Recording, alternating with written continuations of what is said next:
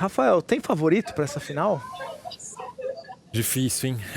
Eu acho que não, porque apesar de jogar o futebol mais vistoso, digamos assim, eu tenho sempre um problema com esse estilo de jogo mais próximo do guardiolismo, mesmo sendo não posicional, enfim, e tendo uma diferença básica ali entre Diniz e Guardiola. É um estilo de jogo que eu acho que sempre flerta com o erro no momento decisivo, porque ele joga sempre num limite tênue ali entre o erro e o acerto, só que o mental pesa mais no jogo, que você não pode errar. Então eu sempre acho que esse estilo de jogo fica sobrecarregado psicologicamente num momento como esse.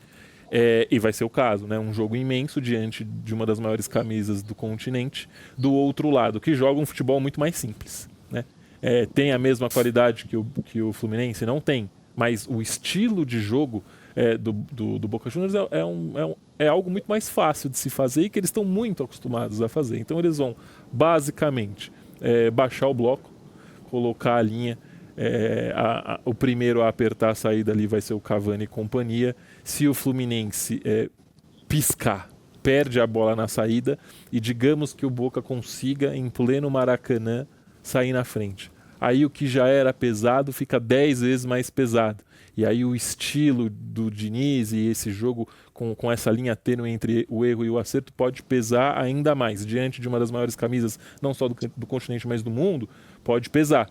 Mas, assim, sem querer ficar em cima do muro aqui, mas já ficando, você está jogando em casa, você tem o apoio da torcida, o jogo flui. O Boca Juniors vem e na base da qualidade o Fluminense consegue sobressair. Faz um gol logo no início, o ambiente vem, muita coisa pode acontecer. Eu acho que o Fluminense tem que ter um pouquinho mais de equilíbrio, saber que às vezes lá atrás um bicão não é feio, é jogo grande, né?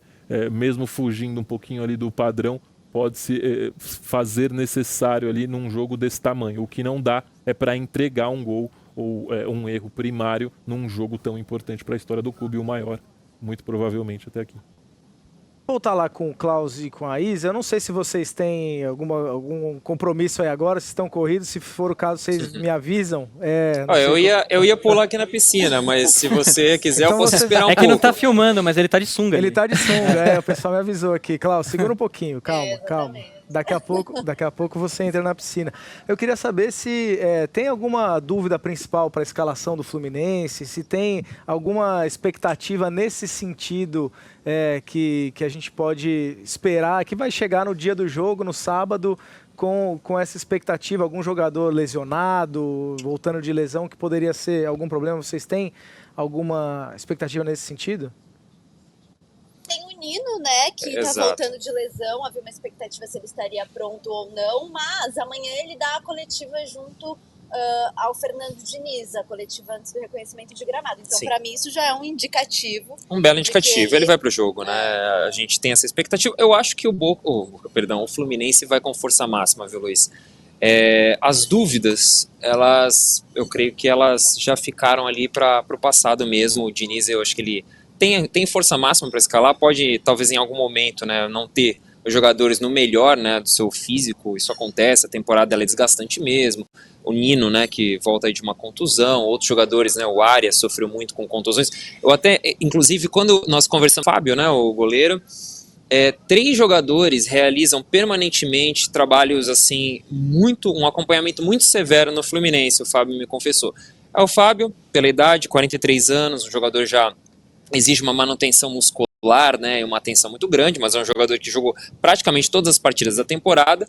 O Ganso, nós sabemos o histórico da sua carreira, algumas marcas, algumas lesões, e também o John Arias, que são os 3 jogadores que o Fábio estava lá, estava dando entrevista pra gente, depois do treinamento, e acabou a entrevista e eles ainda estavam lá tratando, e o assessor confessou para mim que isso é algo permanente com esses 3 jogadores, é algo muito comum. Então, mas eu creio que esses 3 e mais o Nino, né, estão muito bem aí para essa final. Acho que o Diniz vai com força máxima. Um cuidado especial, né? E só para contribuir com a discussão de se há favorito, eu acho que numa final única é difícil você apontar o favorito, porque na final única, às vezes você tem uma desigualdade ali de elenco, de qualidade técnica, às vezes ela desaparece, né? Porque é um jogo só, às vezes um time está inspirado, o outro não.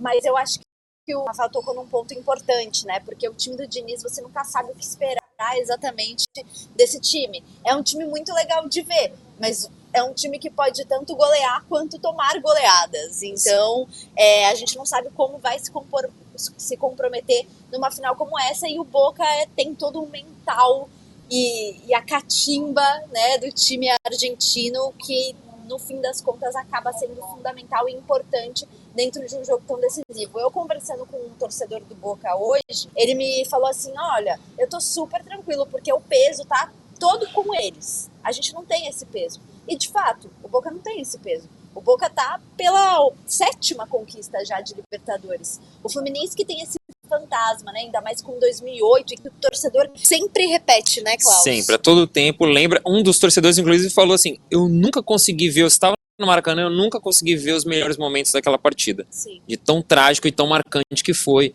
E ele já falou que, inclusive, quem não for Fluminense não pisa na casa dele no sábado. É fato, consumado. É isso, então assim, definitivamente esse fator psicológico tá pesando do lado do Fluminense mesmo antes do jogo começar.